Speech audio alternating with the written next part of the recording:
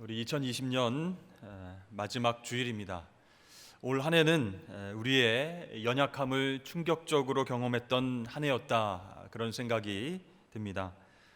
많은 사람들이 첨단 과학기술과 4차 산업혁명이 가져다줄 핑크빛 미래에 대해서 자신만만하게 얘기하고 꿈꾸고 있을 때에 코로나19라고 하는 바이러스가 나타나서 모든 것을 멈추게 했습니다. 모여서 하는 모든 활동은 중지되었고요. 거리 두기를 실천해야 살 수 있는 그런 세상이 되었습니다. 뭉치면 살고 흩어지면 죽는다, 그런 말이 이제는 바뀌어서 흩어져야 살 수 있는 그런 시대가 되었다는 것이죠. 하나님께서 사람들을 흩으신 사건이 창세기 11장에 나옵니다. 바로 바벨탑 사건입니다. 올해의 여러 가지 힘들었던 사건들을 떠올려 보면 혹시 하나님께서 우리의 교만함을 보시고 속도를 내서 높아져가는 우리에게 경고하시는 그런 역사가 아닐까, 그래서 하나님께서 우리를 멈추시고 흩으신 것은 아닐까, 그런 생각을 하기도 합니다. 여러분, 우리의 인생이 컴퓨터라면, 자동차라면 다시 시동을 걸고 재부팅해서 리부트할 수 있겠지만 그럴 수 없다는 것이죠. 언제 끝날지 모르는 이 코로나 시대에 나는 어떻게 살아가야 하는가, 그것이 우리의 중요한 화두가 되었습니다. 하나님을 믿는 우리 성도들에게는 내가 지금껏 갖고 있던 신앙은 과연 진짜인가, 건강한 것인가, 이 신앙 갖고, 이 믿음 갖고 승리할 수 있을 것인가 점검해 볼 필요가 있다는 것입니다. 세상에서는요, 언택트 시대가 되어서 온택트 해야 된다, 사람들과 온라인으로 연결되어야 된다라고 말하고 있습니다. 그러나 우리 성도들 가운데에 이 시대를 살아가는 분명한 그리고 중요한 방법은 바로 갓택트여야 된다라는 것이죠. 하나님과 더 밀접하게 접촉해야 되는 시기가 바로 이때라고 하는 것입니다. 그렇습니다. 세상과 사람과는 멀어졌지만 우리 하나님과의 거리는 좁혀져서 그 하나님과 친밀하게 교제해야 살아남을 수 있는 그런 시대입니다.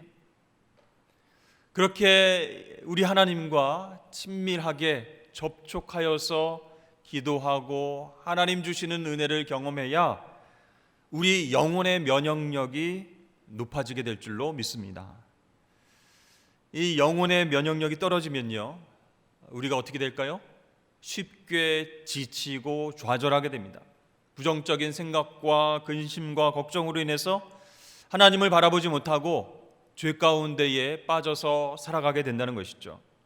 그래서 우리를 세상의 위협과 마귀의 공격에서 지켜주시는 유일한 분, 바로 하나님과의 친밀한 접촉을 통해서만이 우리는 이러한 위기를 극복할 수 있게 될 줄로 믿습니다. 여러분, 성경에 보면 회복의 이야기가 굉장히 많이 나와 있죠. 절망과 고통 속에서 소망 없이 살아가던 인생이 하나님과 접촉함을 통해서 회복되는 스토리가 굉장히 많이 나오고 있습니다.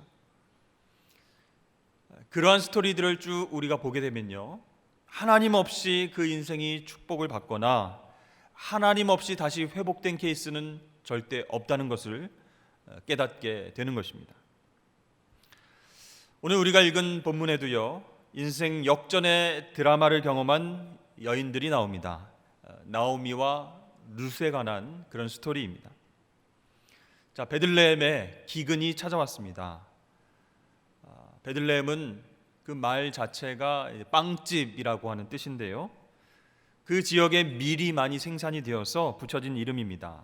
그런데 흉년이 들어서 농사를 지을 수 없게 되니까 빵을 먹을 수가 없는 것입니다. 기근이 1, 2년 안에 끝나는 것이 아니고 5년, 6년, 7년 계속되는 겁니다. 이런 상황 속에서 나오미의 가족들은 모압 땅으로 이동을 하게 됩니다. 나오미는요, 고향 땅 베들레헴을 떠나서 모압으로 들어간 그 10년 동안 너무나 힘들고 아픈 그런 경험들을 하게 되죠. 제일 먼저 남편 엘리멜렉이 죽게 되었습니다. 그러나 그녀에게는 2명의 아들이 있었습니다. 그런데요, 큰 아들이 죽더니 그 이후에 작은 아들마저 죽게 되었습니다. 나오미에게는 아무것도 남지 않았습니다. 살 소망도 잃어버렸습니다. 인생의 벼랑 끝에 홀로 남겨진 그런 기분이었습니다. 흉년을 피해서 모압까지 왔는데 거기에서 흉년보다 더 큰 상실과 고통을 경험하게 된 것입니다. 자, 나오미는요, 자신에게 일어난 이런 일들 어떻게 생각하고 있었을까요? 13절 말씀에 보면 여호와의 손이 나를 치셨으므로 이렇게 말하고 있습니다. 그리고 20절과 21절 말씀에 보니까 전능자가 나를 괴롭게 하셨다 이렇게 말씀합니다. 여러분, 나오미가 왜 이렇게 생각하고 왜 이렇게 말했을까요? 정말 하나님께서 나오미를 치셔서 이런 일들이 일어났을까요? 사실 나오미는 이 베들레헴을 떠나서 이방인들이 거주하는 모압 땅으로 간 것을 하나님께서 싫어하셔서 심판하셨다 이렇게 생각했을 수도 있습니다. 그런데 여러분, 베들레헴에 먹을 것이 없어서 이사를 했을 뿐인데 그것이 하나님 앞에서 그렇게 큰 죄인가, 큰 잘못인가? 여러분, 성경 속의 인물 중에 아브라함은요, 기근을 피해서 애굽으로 피신했던 적이 있었습니다. 여러분, 믿음의 조상 아브라함이니까 어떤 어려움이 있어서 가나안 땅에 남아 있어야만 했을까요? 그 일 때문에 하나님께서 아브라함을 책망하셨습니까? 아닙니다. 또 요셉 이야기 중에 요셉이 애굽의 총리로 있을 때에 야곱의 아들들이 흉년이 들어서 애굽으로 내려와서 먹을 것을 구하게 됩니다. 하나님의 백성들인데 하나님께서 채워주시고 하나님께서 먹여주실 텐데 이방인의 땅 애굽까지 와서 구걸하는 것 하나님 앞에 죄입니까? 그것을 보고 하나님께서 벌을 내려주셨습니까? 아니죠. 그렇습니다. 아브라함과 이 야곱은 믿음이 없어서 그런 행동을 한 것이 아니었습니다. 여러분 같으면 기근 들어서 정말 가족들이 다 굶어 죽는 그런 상황 가운데 있는데 그냥 가나안 땅에 머물러 계시겠습니까? 아니면 해결책을 찾아서 어디든 가서 먹을 것을 구해오겠습니까? 여러분, 지금 나오미는요, 믿음을 떠나서 모압으로 내려간 것이 아닙니다. 베들레헴이라고 하는 그 장소를 떠나는 것이지 하나님을 떠나서 이방 땅으로 간 것이 아니라는 거예요. 따라서 이 나오미의 가족이 모압으로 갔기 때문에 하나님께서 화가 나셔서 남편과 아들들을 치신 것은 아니라는 것입니다. 근데 그 고통이 너무 심하니까 나오미가 그렇게 표현을 하고 있는 거예요. 하나님께서 나를 치셨다. 또 나오미는요, 2 아들이 모압 여인과 이방 여인과 결혼을 했기 때문에 하나님께 벌 받은 것은 아닌가 이런 생각을 했을 수도 있습니다. 근데 여러분, 이 나오미의 아들이 이방 여인과 결혼해서 죽은 것이라면 이 룻기가 어떻게 성경에 남아 있겠습니까? 그렇죠? 이 룻은요, 성경에서 다윗의 족보에 나오는 신실한 여성으로 소개되고 있습니다. 그러니까 그런 이유 때문에 하나님께서 치시고 심판하시는 것이 아니라는 것입니다. 여러분, 우리에게 일어나는 여러 가지 일들, 모든 일들, 나쁜 일을 포함해서 이 모든 일들이 내 잘못 때문에 발생하는 것이라고 생각하고 자책해서는 안 되겠습니다. 근데 우리 한국 사람은요, 모든 일들을 어떤 인과응보라고 하는 그 틀에 넣고 생각하는 경향들이 있다는 것이죠. 나의 잘못 때문에 이런 결과가 일어난 것 아닌가. 여러분, 우리에게 다가오는 고난에는요, 굉장히 여러 가지 종류의 고난이 있습니다. 먼저 하나님의 뜻대로 받는 그런 고난이 있습니다. 또한 우리를 연단하기 위해서, 우리를 다듬기 위해서 허락하시는 그런 고난이 있어요.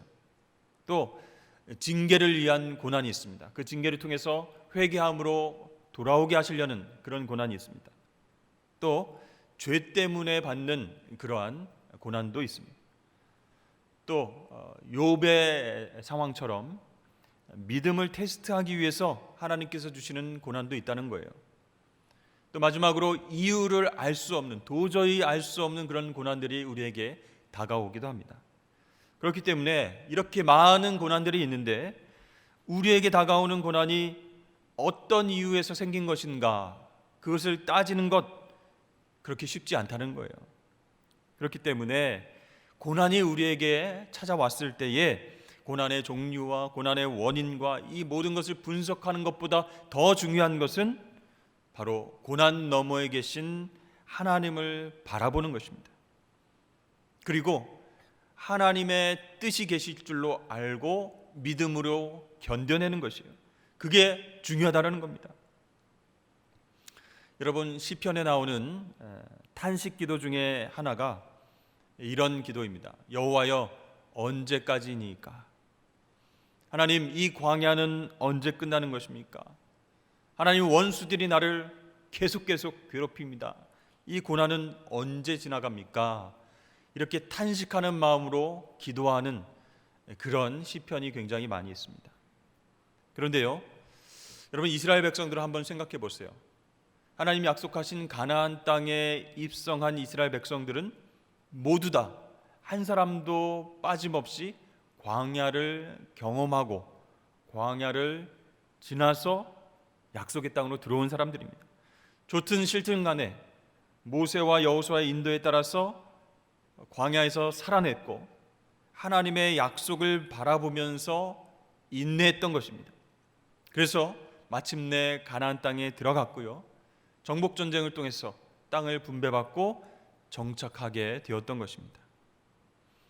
사랑하는 성도 여러분, 가나안에 들어가려면 좋던 싫던 광야를 통과해야 합니다. 그런데 그 광야 가운데에서 하나님 주신 약속을 붙잡고 인내하는 것이 중요하다는 거예요. 하나님이 분명히 가나안 땅, 약속의 땅에 들어가게 하겠다 약속하셨기 때문에 그 말씀 붙잡고 인내하는 것이 우리에게 필요하다는 겁니다. 그래서 그 인내함으로 기도하고 전진 또 전진해 나아가야 살아남을 수 있고 승리할 수 있다는 것이에요. 근데 여러분, 우리가 생각하는 것보다 광야를 벗어나는데 굉장히 오랜 시간이 걸릴 수 있습니다. 우리의 기도 응답도 더 더뎌질 수 있어요. 모든 문제가 해결될 때까지 많이 인내하고 오래 기다려야 할 수도 있습니다. 그래도 여러분, 우리는 기도하면서 기다려야 됩니다. 왜요? 기도 외에는 다른 대안이 없기 때문입니다.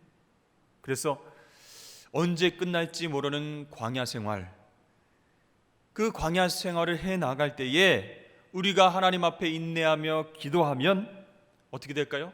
갑자기 광야 생활이 딱 끝나는 것이 아니라 하나님께서 우리에게 인내할 수 있는 힘을 공급해 주신다는 겁니다. 그래서 여러분, 광야를 통과할 때에 기도하는 사람과 기도하지 않는 사람은 나중에 가나안 땅에 같이 들어갈지라도 차이가 확 나는 거예요. 기도한 사람만이 하나님의 약속을 받기에 합당한 그릇으로 준비되기 때문에 우상 숭배나 죄악에 빠지지 아니하고 하나님 뜻대로 순종하여 승리하며 살아갈 수 있게 되는 것입니다.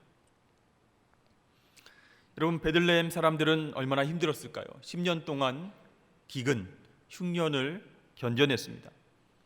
그 상황에서 할 수 있는 것 기도밖에 없었습니다. 1년이 지나고 3년, 5년, 7년 계속 시간이 지나도 비가 오지 않는 것이에요. 그들은 계속 기도할 수밖에 없었고 절박한 상황 가운데에 하나님 은혜 주시기를 기대하면서 인내하고 있었습니다. 그런데요, 10년이 딱 지났을 때에 하나님께서 비를 허락하셨습니다.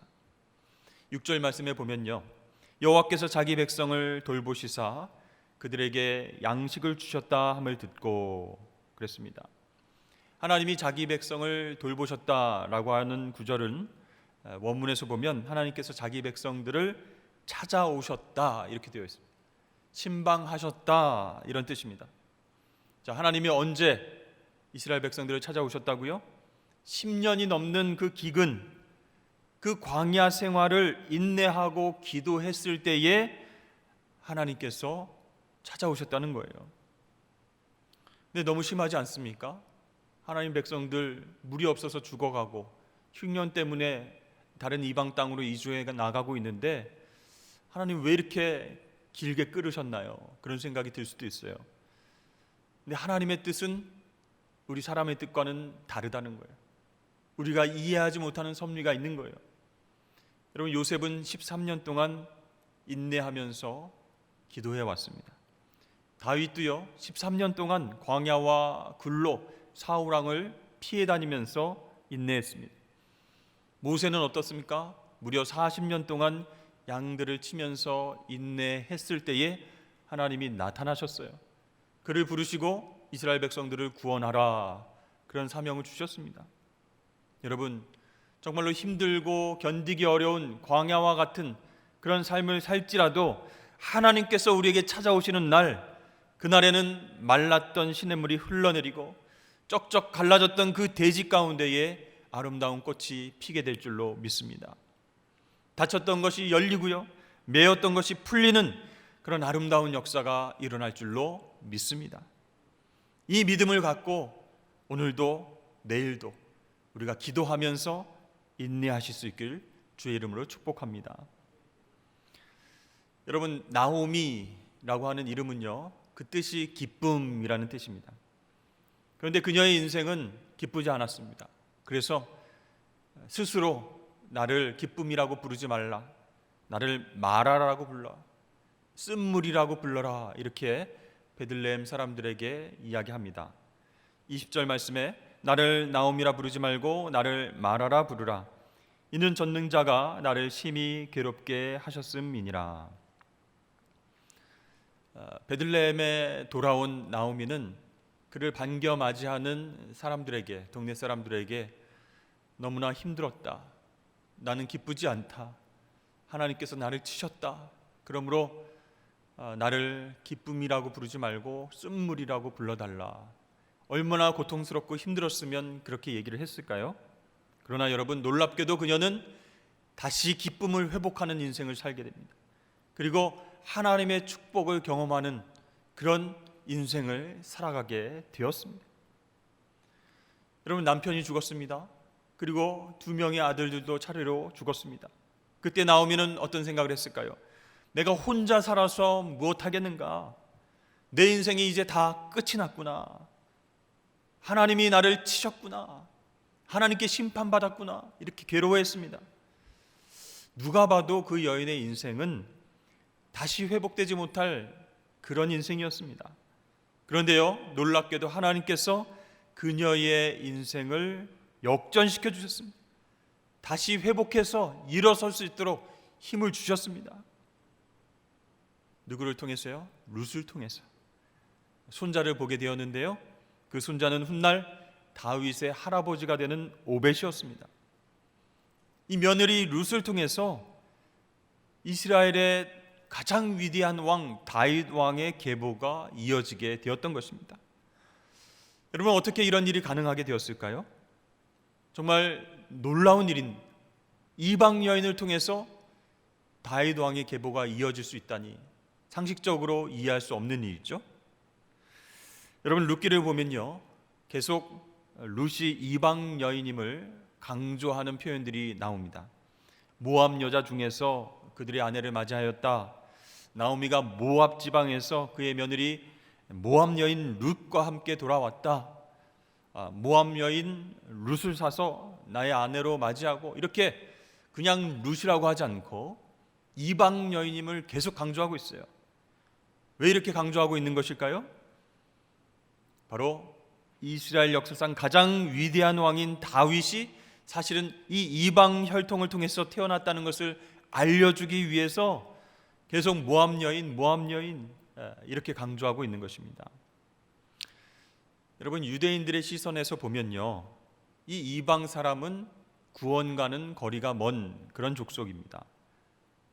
그런데요, 이 이방 사람, 그것도 이방 여인인 룻이 남편과 삶의 터전을 잃고 자녀도 없는 그런 상황이었지만, 그 그 고통 가운데서 하나님을 의지했을 때, 하나님을 믿었을 때에 복을 받았다라는 것을 성경을 통해서 강조하고 있는 거예요.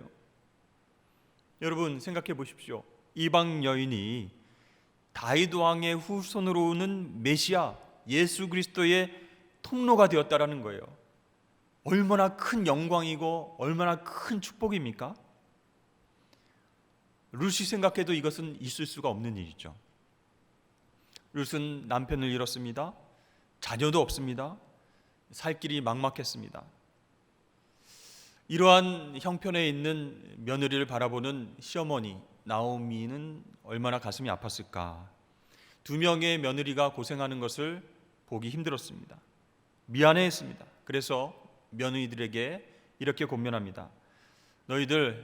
너희 동족에게로 돌아가서 다시 좋은 사람 만나서 새 인생 살아가라. 그렇게 권면을 하죠.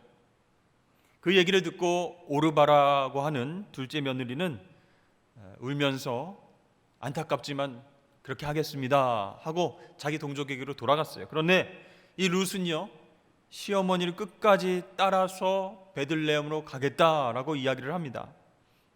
16절 말씀입니다.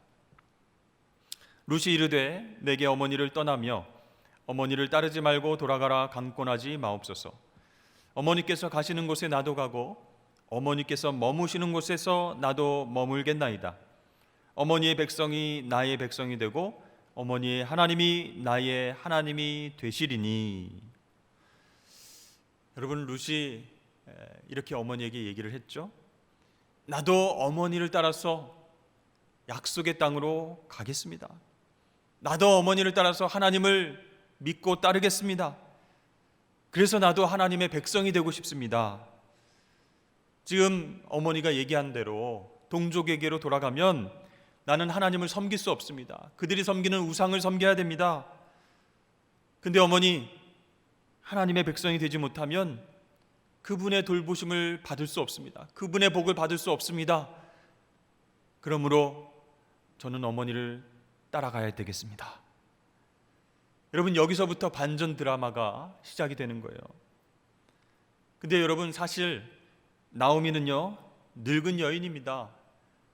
베들레헴에 돌아가도 다시 결혼할 수가 없어요.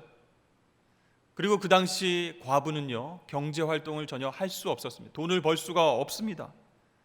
그러니까 그 베들레헴이라고 하는 땅은요, 먹고 살 수 있는 그런 동네가 아니라는 거예요. 10년 동안의 기근이 멈춰서 비가 내리고 작물이 자랄 수 있는 환경으로 변했을 뿐이지, 나오미가 돌아간다고 해도 그렇게 뾰족히 살 길이 열리게 되는 것은 아니라는 거예요. 그러면 룻의 입장에서 보면 이 시어머니 나오미를 따라가면은 결혼할 길이 열리게 될까요? 보장될까요? 아니라는 거예요. 그냥 이스라엘 여인도 아니고 이방 여인이에요. 그 이방 여인을 바라보는 시선이 곱지 않았습니다. 그러니까 여러 가지를 생각해도, 인간적인 생각을 하면 시어머니를 따라간들 좋은 일 생길 가능성이 0%라는 거예요. 거의 없다라는 겁니다. 그러나 이 룻은 시어머니 나오미 옆에 붙어 있기로 작정했습니다. 왜 그렇죠? 시어머니가 믿는 하나님 때문이었습니다. 나오미의 둘째 며느리 오르바는요, 하나님을 믿다가 떨어져 나갔습니다. 동족에게로 돌아가서 그들이 믿는 신을 섬기고 그렇게 살아갔습니다. 그러나 룻은 이 광야와 같은 현실 속에서도 시어머니가 믿는 하나님을 신뢰했습니다. 끝까지 어머니와 함께 하나님을 섬겨야 되겠다라고 하는 마음으로 작정하고 이제 모압을 떠나서 베들레헴까지 따라가겠다는 거예요. 14절 말씀을 보니까 룻은 그를 붙쫓았더라, 이렇게 말씀하고 있죠. 영어 성경에 보면 clung tightly to Naomi 이렇게 이야기하고 있습니다. 룻이 나오미 옆에 탁 붙었다. 이 클링이라고 하는 단어는 착 들러붙다, 매달리다, 꽉 붙들다, 그런 뜻의 단어입니다.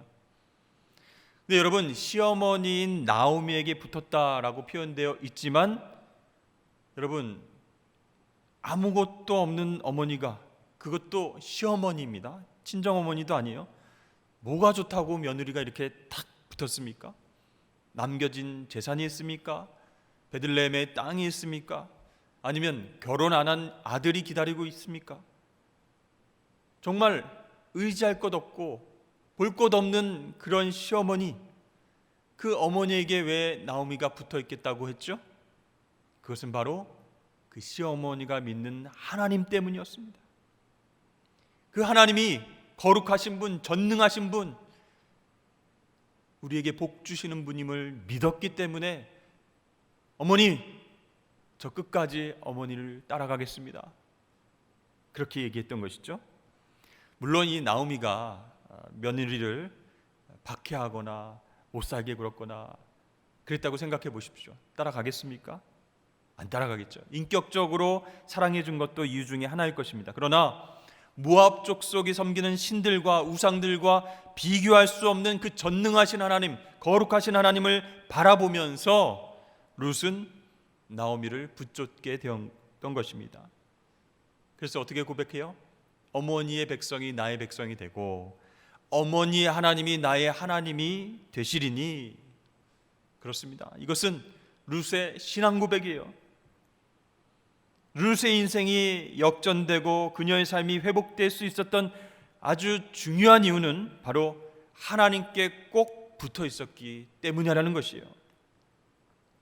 여러분, 신뢰하는 주변의 사람들 있으시죠? 좋아하고 사랑하는 분들 있으시죠? 그런데요, 사람에게 꼭 붙어봤자 유익이 그렇게 많지 않습니다. 전능하신 하나님, 거룩하신 하나님께 우리가 꼭 붙어 있어야 그 하나님께서 공급해 주시는 은혜와 인내할 수 있는 힘과 축복을 우리가 경험하게 될 줄로 믿습니다. 여러분, 저와 여러분들은 오늘 룻의 신앙을 본받기를 원합니다. 정말로 힘들고 어려운 광야를 지날 때에 포기하지 말고 흔들리지 말고 하나님께 꼭 붙어 있으시기를 주의 이름으로 축복합니다. 하나님께서 그 믿음을 보시고 인생 역전 회복의 선물을 주실 줄로 믿으시길 바랍니다. 자, 이렇게 하나님에게 꼭 붙어 있는 룻에게 하나님이 어떤 선물을 주셨어요? 보아스라고 하는 선물을 철썩 붙여주셨습니다. 여러분, 이게 웬 떡입니까? 이게 웬 남정네입니까? 생각도 못했는데, 상상도 못했는데 하나님께서 보아스라고 하는 귀한 남성을 룻에게 붙여주셨어요. 여러분, 사실 이것은 하나님의 역사하심이 아니고는 불가능한 일입니다. 룻은 모압 여인이에요. 이방 여인이에요. 이스라엘 베들레헴 속에서 그녀는 따돌림과 차별을 받으면서 살아갈 수밖에 없는 그런 여인입니다. 남편도 없고 자식도 없습니다. 경제 활동을 할 수도 없습니다. 게다가 이 모압 사람은 절대로 이스라엘 회중에 들어오지 못한다라고 하는 법이 엄연히 존재하고 있었습니다. 그런데 이 모압 여인 룻이 이 모든 것을 다 각오하고 하나님만 의지하면서 이스라엘로 들어왔습니다. 그랬더니 놀랍게도 그곳에서 가장 유력한 인물인 보아스를 하나님께서 만나게 하시고 그의 눈에 들게끔 만들어 주셨던 거예요. 그러니까 하나님께서 이 보아스 눈에 콩깍지를 한 10개 정도를 계속 씌워 주셨던 것 같아요. 룻을 볼 때마다 막 눈에서 하트가 막 계속 나오는 거예요. 마침내 보아스와 룻은 결혼하게 되었고요, 자녀를 낳게 되는데 그 자녀인 오벳이 바로 다윗의 조상이 되는 것입니다. 할렐루야. 여러분, 정말 이건 있을 수 없는 일입니다. 하나님의 역사는 그래서 신묘막측하다는 거예요. 여러분, 유대인의 혈통을 따라서 위대한 다윗 왕이 출생해야 마땅하지만 하나님께서는 한 이방 여인의 믿음의 선택과 결단을 통해서 메시아를 준비시키셨습니다. 이것은요, 우리가 어떤 메시지를 줍니까? 하나님 베푸시는 구원에 있어서 혈연과 족보는 중요하지 않다라는 메시지를 우리에게 주시는 거예요. 여러분, 이 룻이 시어머니를 따라서 베들레헴으로 오지 않았다면 모압에 남아서 이방 남자와 다시 결혼을 했을 것입니다. 그리고 그들이 섬기는 이방신을 섬기며 살아갔겠죠. 그랬다면 이렇게 드라마틱한 구원의 역사, 메시아의 계보를 잇는 역사는 일어날 수 없었을 것입니다. 그러나 룻이 자기 동족이 아닌 시어머니를 선택하고 그녀가 믿는 하나님을 선택하고 모압이 아닌 베들레헴을 선택하고 하나님의 백성으로 살아가기로 선택했을 때 인생 역전이 일어났다는 거예요. 여러분, 선택이 얼마나 중요합니까? 힘들고 어려운 광야와 같은 환경, 그 속에서 무엇을 선택할 것인가, 그것이 그의 인생을 바꿔놓는다는 겁니다. 정말 인간적으로 보면 아무것도 도움될 만한 그런 것이 없다는 거예요. 시아버지와 남편 잃어버린 이후에 이 룻은 그렇게 생각했을 수도 있어요. 야, 하나님이라고 하는 신은 우리 가정에 복은커녕 심판만 내린 신이구나. 우리를 파면시키시는 그런 분이구나. 그렇게 생각했을 수도 있습니다. 그런 신을 믿느니 차라리 이 가정과 이제 끊어버리고, 인연을 끊어버리고 다시 새로운 인생을 찾아서 모압 땅에 머물러야 되겠다, 이렇게 생각을 했을 수도 있습니다. 그러나 룻은요, 시어머니가 섬기는 하나님이 진짜 참신임을 알았습니다. 그리고 그 하나님을 함께 섬기면서 축복받기를 원했던 거예요. 여러분, 하나님께서 그러한 룻의 마음을 기쁘게 여기시고 그녀를 통해서 엄청난 복을 허락해 주신 줄로 믿습니다. 여러분, 우리 하나님은 어떤 분이세요? 하나님은요, 우리 내면의 동기와 생각을 살펴보시는 분이라는 거예요. 광야와 같은 삶을 살아갈 때에 불평불만하며 불순종하는 사람이 있습니다. 또 인내하면서 하나님 옆에 꼭 붙어서 기도하는 사람이 있습니다.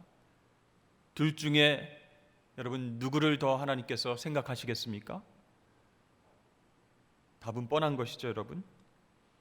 여러분, 하나님은요, 차별하지 않으시는 분이에요. 학연, 지연, 혈연 따지지 않으시는 분이에요. 하나님 앞에서 어떠한 마음을 가지고 어떻게 살아가고 있는가, 그것을 중요하게 보시는 분이시라는 거예요. 사랑하는 여러분, 하나님이 지금도 우리와 함께 하십니다. 하나님께서 그렇게 하겠다 약속하셨기 때문입니다. 그러므로 우리가 실패했다고 여기는 그 자리, 고통스러운 그 자리에서 우리는 다시 시작할 수 있는 거예요. 하나님께만 꼭 붙어 있으면 여러분, 그게 가능하다는 겁니다. 2020년 마지막 주일입니다. 이 시간에도 살아계신 하나님께서 우리의 예배를 받으십니다. 고통과 아픔의 그 세상 속에서 신음하는 하나님 백성들의 마음을 지금 들여다보고 계십니다. 그렇기 때문에 여러분, 그 하나님께 꼭 붙어 있으시기를 주의 이름으로 축복합니다. 그렇게 올 한 해를 마무리하실 수 있기를 바랍니다. 그러면 우리도 소망을 갖고 다시 시작할 수 있는 것이에요. 하나님께서 룻과 같은 그러한 믿음을 보시고 우리를 축복하여 주시사 정말 힘들고 어려운 광야 같은 삶 속에서도 하나님을 의지하고 인내하고 마침내 승리하는 삶을 살아가실 수 있길 주의 이름으로 간절히 축원합니다.